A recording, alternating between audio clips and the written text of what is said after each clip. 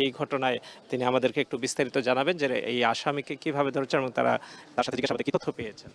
একটু বিস্তারিত আমাদের। মূলত এটি একটি চাঞ্চল্যকর ঘটনা ছিল এবং এই চাঞ্চল্যকর ঘটনার রহস্য উদ্ঘাটন এবং জড়িত আসামি গ্রেফতারে আমাদের গোয়েন্দা তৎপরতা বৃদ্ধি করা হয় এবং এই ঘটনার সাথে সম্পৃক্ত আসামিকে গ্রেফতারের নিমিত্তে র্যাব সদর দপ্তরের গোয়েন্দা শাখা র্যাব 11 এবং র্যাব 6-এর সমন্বিত আভিযানিক টিম বাগেরহাট জেলায় অভিযান পরিচালনা করে গত 24 ডিসেম্বর তারিখ রাতে তাকে গ্রেফতার করা হয়।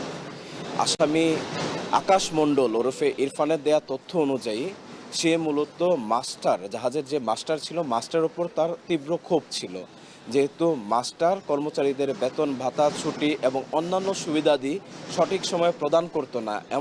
এমনও হয়েছে আসামির দেয়া তথ্য অনুযায়ী তাদের সুবিধাদি মাস্টার নিজেই গ্রহণ করত।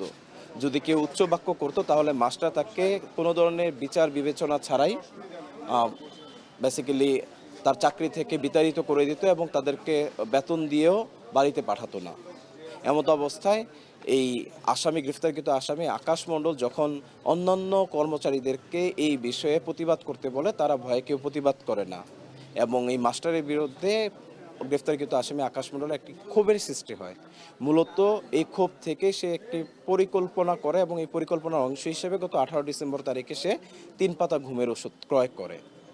ঘটনার দিন রাতে খাবারের সাথে 3 পাতা ওষুধ মিশিয়ে দেয় এবং যখন সবাই ঘুমিয়ে পড়ে তখন মাস্টারকে সে গিয়ে মাস্টারের কক্ষে চাইনিজ কুড়াল দিয়ে হত্যা করে। মাস্টারকে হত্যা করার পর যখন সে বুঝতে পারে জাহাজে অবস্থানরত অন্যান্য সদস্যদের দেওয়া তথ্য অনুযায়ী আইনশৃঙ্খলা বাহিনী তাকে গ্রেফতার করতে পারে, এই ভয়ে সে অন্যান্য যে সদস্য ছিল জাহাজের তাদের সবাইকে ক্রমান্বয়ে গ্রেফতারের চেষ্টা করে এবং একসময় সে জাহাজ থেকে পলায়ন করে বাগেরহাটে আত্মগোপনে চলে যায়।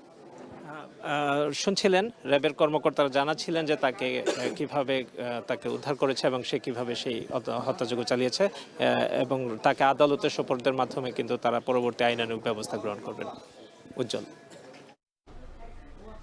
চাঁদপুরে জাহাজে 7 খুনের ঘটনায় কথা বলছিলেন র্যাবের কর্মকর্তা এবং সেখান থেকে বিস্তারিত জানাচ্ছিলেন সহকর্মী খালেদ সাইফুল্লাহ। এখন